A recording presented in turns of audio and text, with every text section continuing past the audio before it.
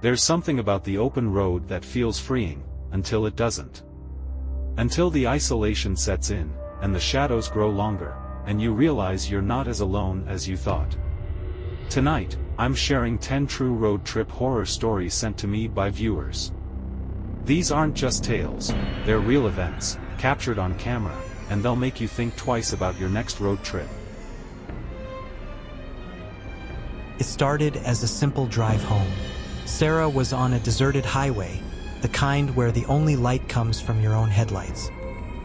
She'd been driving for hours, but something felt off.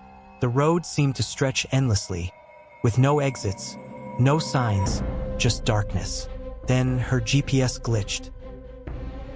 The screen flickered, showing her location as unknown. Sarah tried to stay calm, but then she saw it. A figure standing on the side of the road. It was too far to make out details, but it was there, motionless, staring at her car as she passed. She sped up, but minutes later, she saw it again. The same figure in the same pose as if it had teleported ahead. Sarah's heart raced as she realized this wasn't a normal road, and she wasn't sure she'd ever find her way off it.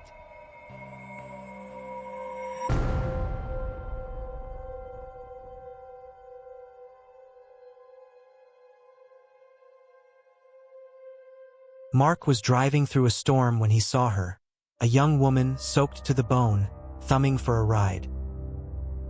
Against his better judgment, he pulled over. She climbed in, shivering, and muttered an address. But as they drove, Mark noticed something strange. The rain didn't seem to touch her. Her clothes were dry, and her breath didn't fog the window. When he glanced in the rearview mirror, she was gone. He slammed on the brakes, but the seat was empty. The only trace of her was the address she'd given, a cemetery just off the highway. Mark never stopped for hitchhikers again.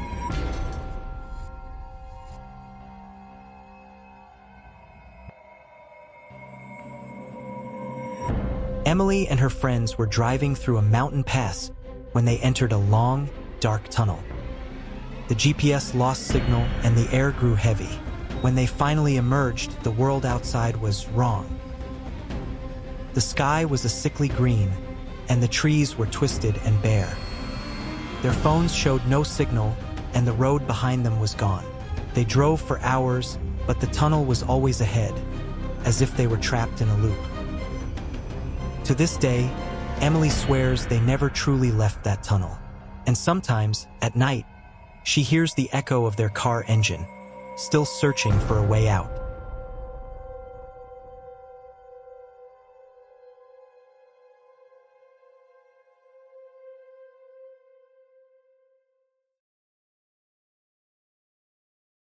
Jake was on a late-night drive when a semi-truck appeared behind him.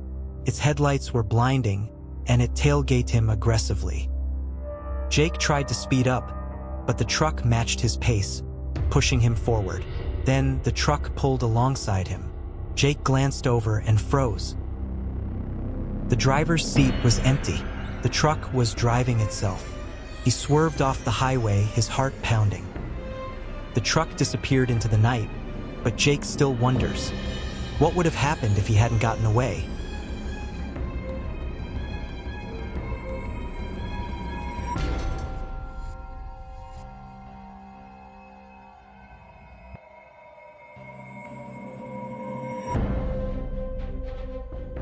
After hours of driving, Mia pulled into a rest stop.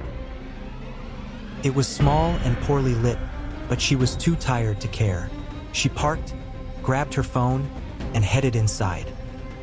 But the building was empty. No vending machines, no restrooms, just empty rooms and flickering lights. When Mia turned to leave, her car was gone. The parking lot was empty, and the road she'd come from was nowhere to be seen. She wandered for hours before finding her car, parked exactly where she'd left it. But the rest stop was gone, as if it had never existed.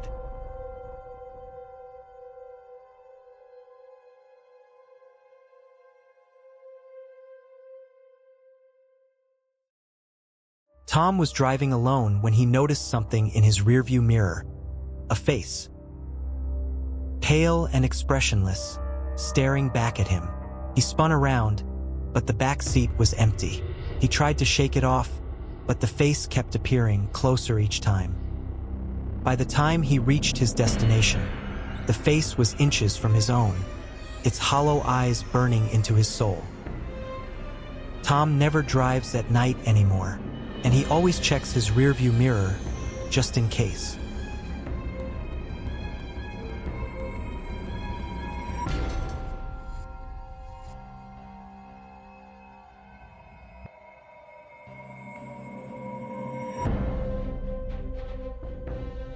Emma and her friends set up camp in a remote forest.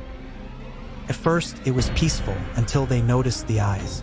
Dozens of them, glowing in the darkness, watching from the trees. They tried to ignore it, but the eyes grew closer, and the forest fell silent.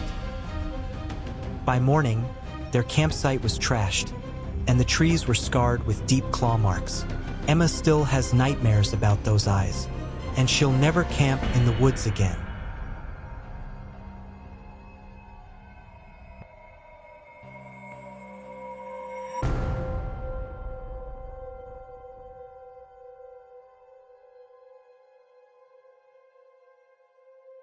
Ryan stopped at a gas station in the middle of nowhere. The attendant was odd, his movements jerky and unnatural. But Ryan was low on fuel, so he filled up and left. When he looked back, the gas station was gone. The road was empty, and his GPS showed no record of it ever existing. Ryan still has the receipt from that night, but the address on it leads to an empty field.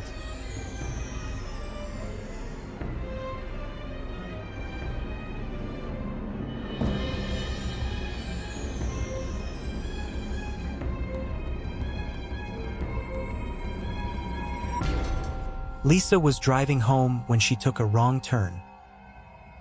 The road seemed normal at first, but the further she went, the more it twisted and turned, leading her deeper into the wilderness. She tried to turn back, but the road was gone. Her phone had no signal, and the sky was a deep, unnatural red. Lisa drove for hours before finding her way out, but she still wonders, where was she that night? And what would have happened if she hadn't escaped?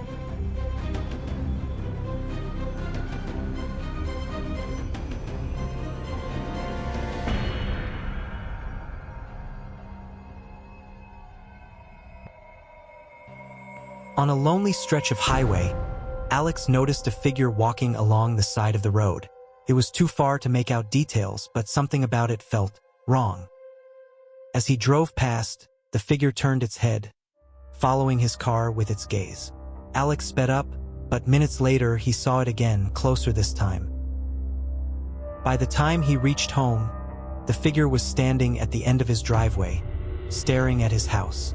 Alex never saw it again, but he still feels its eyes on him even now. These stories are a reminder that sometimes the most terrifying things are the ones we can't explain. The ones that leave us with more questions than answers. So the next time you hit the open road, think twice about where it might take you.